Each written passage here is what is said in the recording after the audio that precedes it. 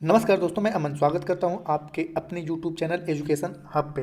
आज पर्यावरण एक परिचय का यह 12वां क्लास है और आज की क्लास में हम देखेंगे पारिस्थितिकी तंत्र यानी कि इको सिस्टम। ठीक है।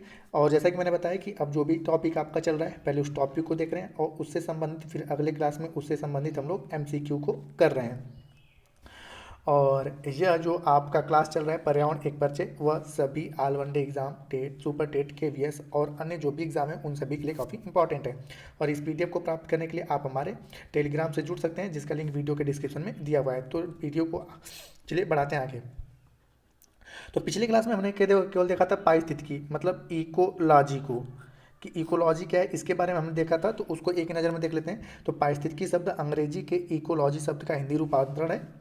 और दूसरा कह रहा है कि पारिस्थितिकी यानी कि इकोलॉजी जीव विज्ञान की एक शाखा है, जिसके अंतर्गत जीवों के एक दूसरे तथा उसके वातावरण के अंतर संबंधों का अध्ययन किया जाता है। अगला है कि अलेक्जेंडर वान हम्बोल्ट को पारिस्थितिकी का जनक कहा। अगर आपसे पूछा जाए कि पारिस्थितिकी का जनक किसे कहा जाता है वर्ल्ड स्तर पे, तो अलेक्जेंडर वान हम्बोल्ट को। तथा भारत में पारिस्थितिकी का जनक किसे कहा जाता है, तो रामदेव मिश्रा को। भारत में रामदेव मिश्रा को पारिस्थितिकी का जनक कहा जाता है।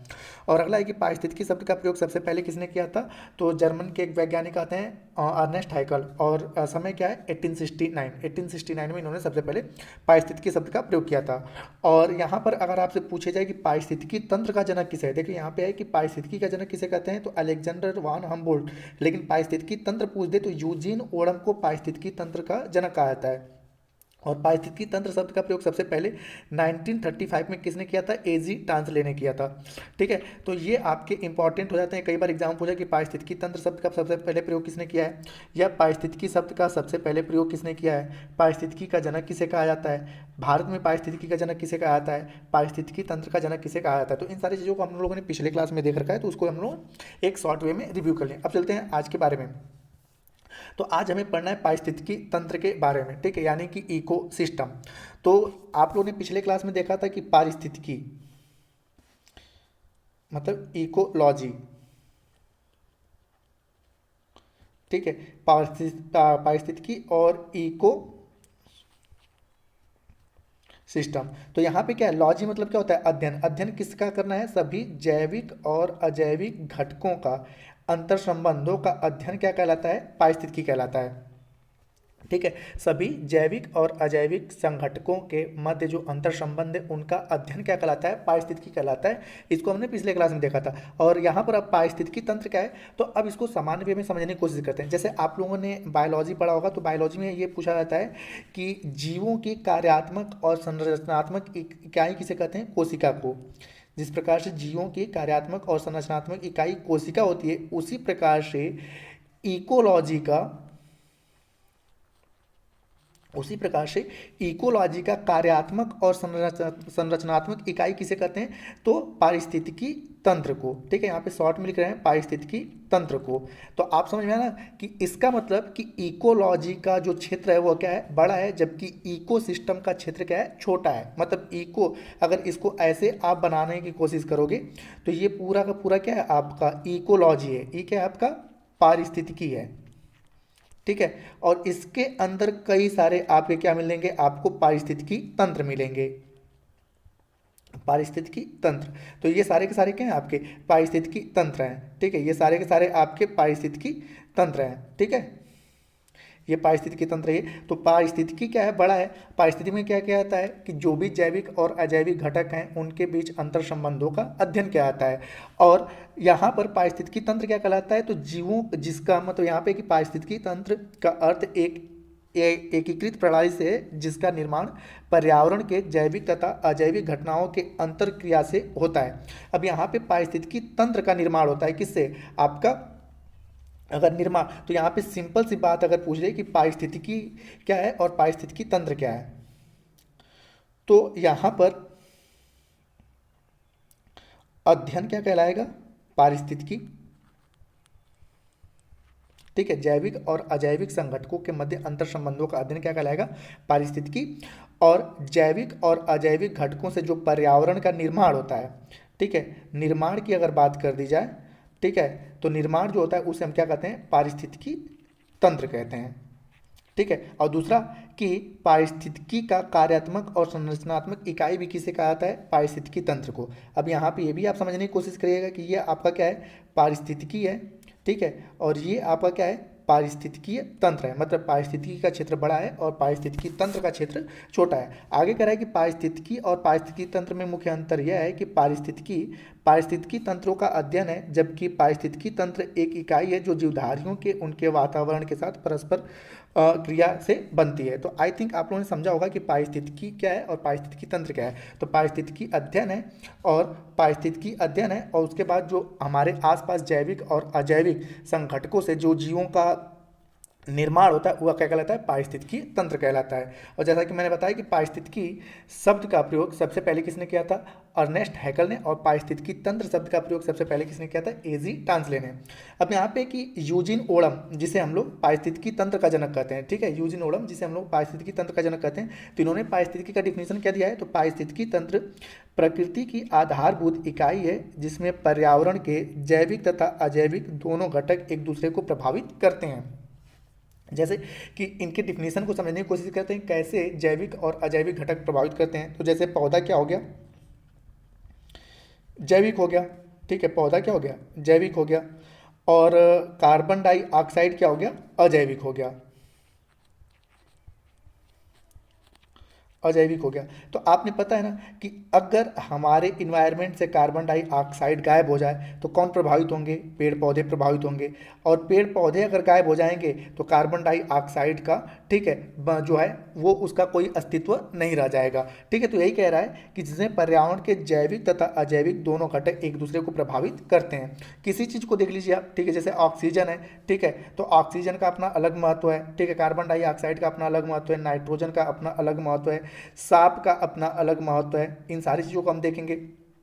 उसके बाद जंगल में शेर का अपना एक अलग ही महत्व है। आगे कह रहा है कि इस प्रकार हम कह सकते हैं कि पारिस्थितिकी तंत्र जैविक तथा अजैविक संघटकों से मिलकर बनता है।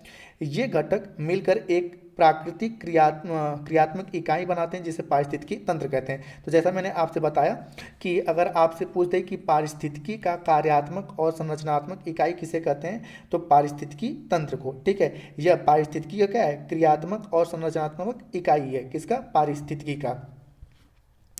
अब यहाँ पे एक परितंत्र को बहुत अच्छे से हम समझते हैं, ठीक है। अगर आपने इसको समझ लिया तो लगभग 10 से 20% इन्वायरमेंट को आपने समझ लिया, और कई सारे क्वेश्चन यहाँ से पूछे जाते हैं।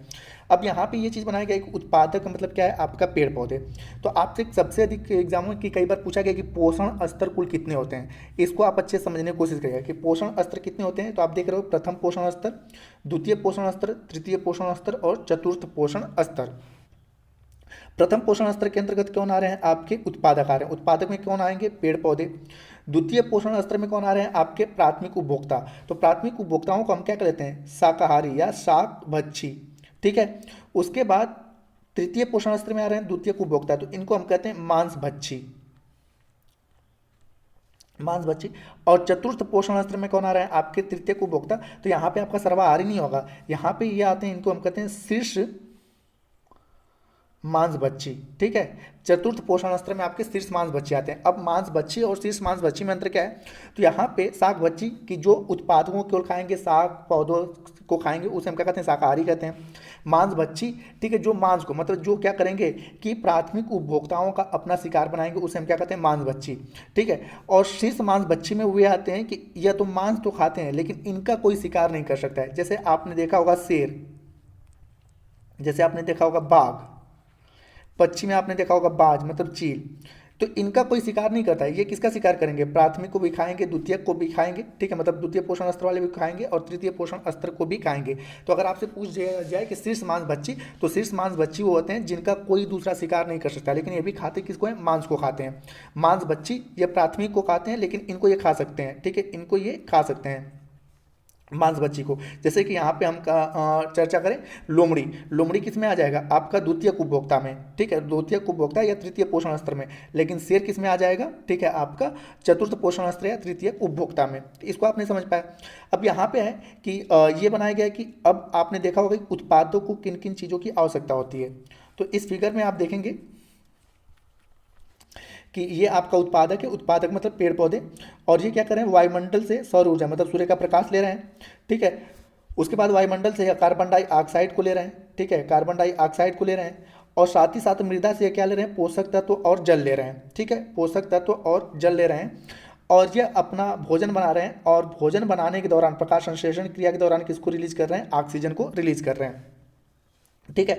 तो अब इसको आप समझने की कोशिश करिएगा कि यह यहाँ पे ये सारी चीज़ें कर रहे हैं। अब कैसे आपसे पूछा जाता है कि ऊर्जा का प्रवाह, ठीक है, इनको भी हम आगे देखेंगे, ठीक है, ऊर्जा का प्रवाह और खनिज का प्रवाह आपसे पूछा गया है कई बार कि ऊर्जा का प्रवाह एक दिशीय होता है या चक्रीय होता है, खनिज का प्रवाह एक दिशीय होता है या चक्रीय होता है।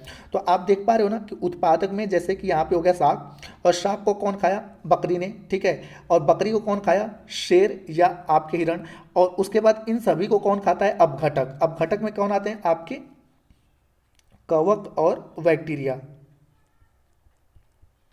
कवक और बैक्टीरिया। तो अपघटक इन सभी चीज़ों को खाकर किस में मिला देते हैं, मिट्टी में, ठीक है। तो मिट्टी में अब आप देख रहे हो ना कि ऊर्जा का प्रवाह यहाँ तक हुआ, लेकिन इसके बाद ऊर्जा क्या होता है, वायुमंडल में मिल जाता है, ऊर्जा आगे नहीं जाता है, ठीक है। तो इस प्रकार से ऊर्जा का प्रवाह क्या होता है, एक दिशा। हम लोग आगे पढ़ेंगे ऊर्जा पिरामिड को तो अच्छे समझेंगे, लेकिन यहाँ पे बस आप पोषण स्तर, तो अगर आपसे पूछा जाए कि पोषण स्तर कुल कितने हैं, तो पोषण स्तर आपके चार आते हैं। प्राथमिक पोषण स्तर के अंतर्गत उत्पादक पेड़ पौधे, द्वितीय पोषण स्तर के अंतर्गत आपके आते हैं प्राथमिक उपभोक्ता, जिसको हम लोग शाकाहारी भी कह लेते हैं, और यहाँ पे तृतीयक में आपका जो आता है तृतीयक पोषण उसमें द्वितीयक उपभोक्ता, जिसे हम लोग मांस भक्षी कहते हैं, और उसके बाद चतुर्थ में आपका आता है शीर्ष मांस भक्षी। और इन सभी चीज़ों को खा के, ठीक है, किसमें मिला देते हैं, अपघटक। अपघटक में कौन आते हैं, कवक और बैक्टीरिया।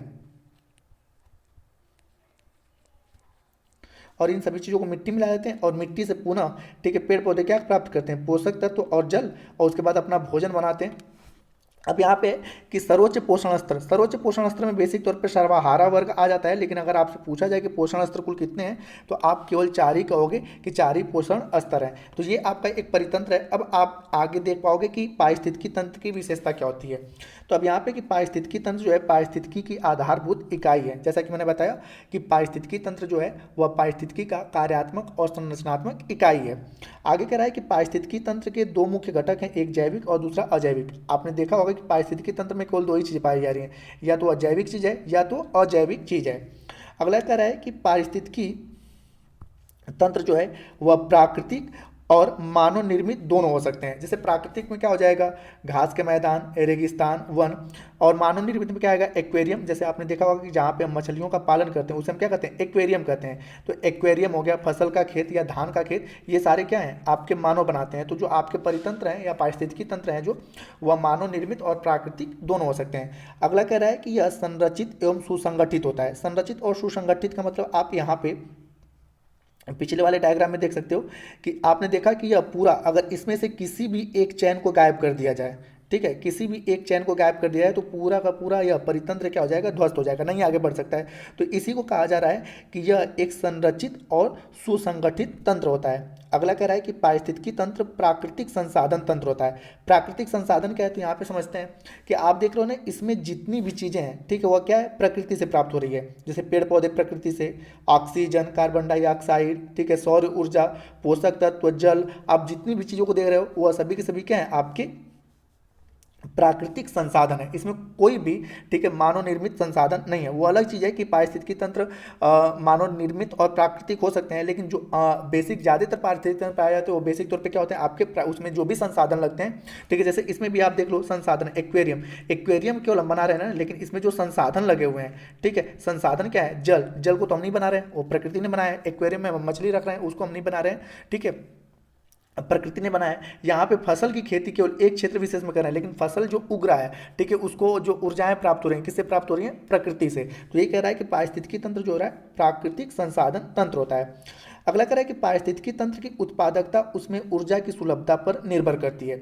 ऊर्जा की सुलभता क्या है, तो आपने पता है कि हमारे परितंत्र में ऊर्जा का सबसे बड़ा स्रोत कौन है, सूर्य है, ठीक है, ऊर्जा का सबसे बड़ा स्रोत कौन है, सूर्य है। और जो इसके जितना करीब रहेगा उसको उतना ही अधिक ऊर्जा मिलेगा, और जो इससे जितना दूर जाएगा, ठीक है, उसको उतना कम ऊर्जा मिलता जाएगा।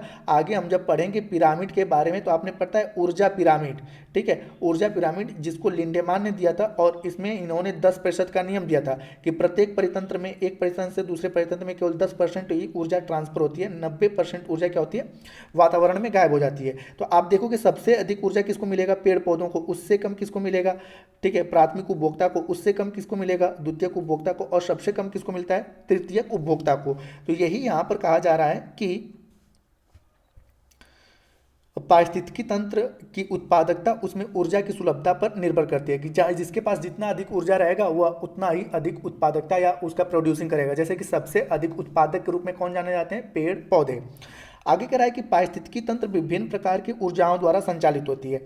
अब यहाँ पे आप देखोगे पुनः कि इस फिगर को कि विभिन्न प्रकार की ऊर्जा क्या है, तो आपने देखा होगा कि सूर्य भी क्या है, एक प्रकार का ऊर्जा है, सौर ऊर्जा। तो एक ऊर्जा तो आपको यहाँ पे दिख गया, ठीक है, सौर ऊर्जा, ठीक है। उसके बाद जल भी क्या है, ऊर्जा है, पोषक तत्व भी क्या है, ऊर्जा है, ठीक है। और ये कार्बन डाइऑक्साइड, ये सभी सभी क्या है, ऊर्जाएं हैं। तो वही कह रहा है कि आपका कि जो पारिस्थितिकी तंत्र है उसमें केवल एक प्रकार की ऊर्जा नहीं होती है, विभिन्न प्रकार की ऊर्जाएं होती है। और अगला कह रहा है कि पारिस्थितिकी तंत्र एक खुला तंत्र है जिसमें पदार्थों तथा ऊर्जा का सतत निवेश और बहिर्गमन, यहाँ पर निर्गमन नहीं होगा, बहिर्गमन होता है, बहिर्गमन होता है।